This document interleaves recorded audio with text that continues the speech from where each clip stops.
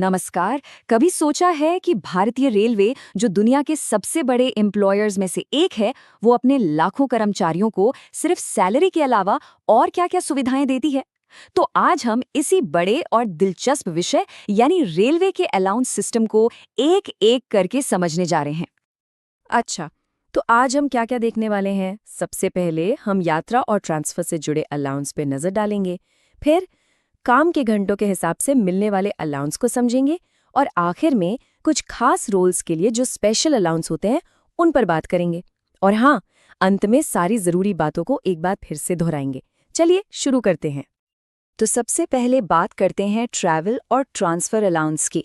देखिए, रेलवे कर्मचारी अक्सर काम के लिए ट्रैवल करते रहते हैं, इसलिए इस कैटेगरी को समझना बहुत ही जरूरी हो जाता है। मान लीजिए किसी रेलवे कर्मचारी को ट्रेनिंग के लिए देश के किसी दूसरे कोने में भेजा जाता है, तो क्या होगा? अच्छी बात यह है कि उनके आने जाने का पूरा ट्रैवल खर्चा कवर होता है। हाँ, एक बात ध्यान रखने वाली है कि ट्रेनिंग इंस्टीट्यूट में मेस यानी खाने पीने का खर्च उन्हें खुद ही देना होता है। अब देखिए, रेलवे में कुछ नौकरियां ऐसी होती हैं जिनमें लगभग रोज ही ट्रैवल करना पड़ता है, जैसे कि टिकट इंस्पेक्टर या गार्ड। तो ऐसे कर्मचारियों के लिए बार बार बिल जमा करने का झंझट न हो, इसके लिए एक फिक्स्ड मंथली ट्रैवल अलाउंस दे दिया जाता है। अच्छा, जब बात सड़क से यात्रा की आती है, तो नियम बिल्कुल साफ हैं। इंडियन रेलवे एस्टैब्लिशमेंट कोड यानी IRCE2 का नियम 1607 कहता है कि माइलेज अलाउंस सबसे छोटे और सबसे सस्ते रास्ते के आधार पर ही मिलेगा। लेकिन यहाँ एक दिलचस्प बात भी है।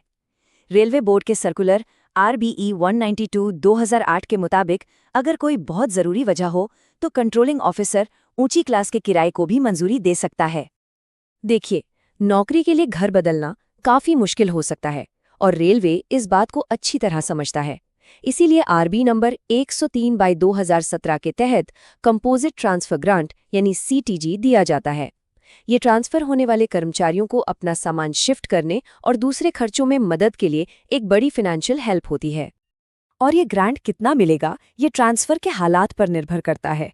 अगर ट्रांसफर 20 किलोमीटर से ज्यादा दूर है तो बेसिक पे का 80% मिलता है और यही रेट रिटायरमेंट के बाद कहीं और सेटल होने पर भी लागू होता है।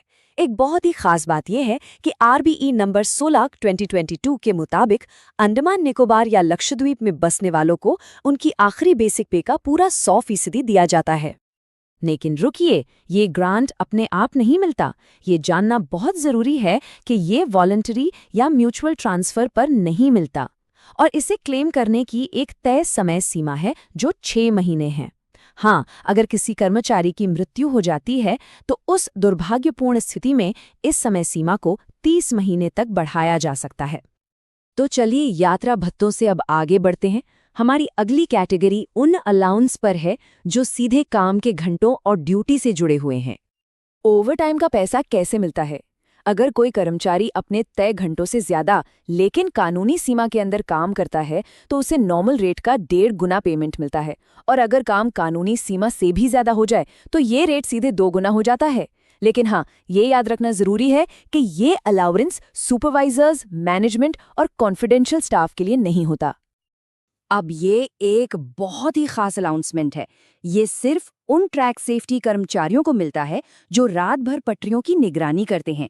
ये भत्ता रेलवे को सुरक्षित चलाने में उनकी अहम भूमिका को दिखाता है। रात की शिफ्ट में काम करना आसान नहीं होता।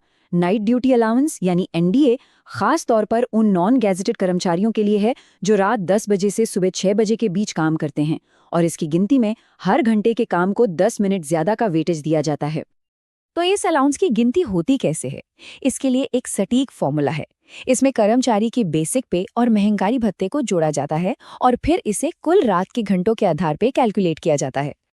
इंडियन रेलवे एस्टैब्लिशमेंट कोड यानी IREC के वॉल्यूम 2 का नियम 1424 साफ साफ कहता है कि जो भी कर्मचारी नेशनल हॉलिडे पर काम करेगा वो नेशनल हॉलिडे अलाउंस का हकदार होगा।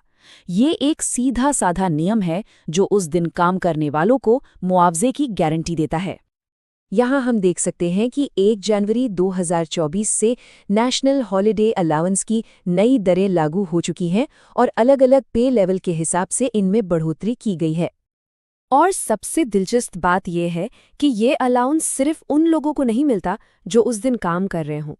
अगर किसी कर्मचारी का रेस्ट डे नेशनल हॉलिडे पर पड़ जाए या अगर कोई रनिंग स्टाफ वेटिंग ड्यूटी पर हो, तब भी वो इस अलाउंस का हकदार होता है। और अब हम आ गए हैं अपनी आखिरी कैटेगरी पर, रोल स्पेसिफिक अलाउंस। ये अलाउंस कुछ नौकरियों की खास ज़रूरतों और जिम्मेदारियों को ध्यान में रखकर बनाए गए हैं, जैसे ट्रेनर से लेकर यूनिफॉर्म वाले कर्मचारी तक। देखिए, रेलवे को अपने कर्मचारियों को ट्रेन करने के लिए अच्छे ट्रेनर्स की ज़रूरत होती है, तो आरबीई नंबर 145/2017 के तहत दिया जाने वाला ट्रेनिंग अलाउंस इन्हीं ट्रेनर्स को बढ़ावा देने के लिए है। इसकी दरें भी अलग अलग हैं। सेंट्रल ट्रेनिंग इंस्टीट्यूट में ये 24% की ऊंची दर पर मिलता है। एक तय यूनिफॉर्म को मेंटेन करने में खर्चा तो आता ही है।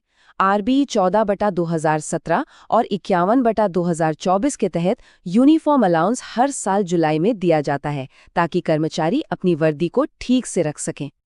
इसकी दरें स्टेशन मास्टर और आरपीएफ के लिए 12,500 रुपये से लेकर स्पेशल ऑफिसर्स के लिए 25,000 रुपये तक हैं।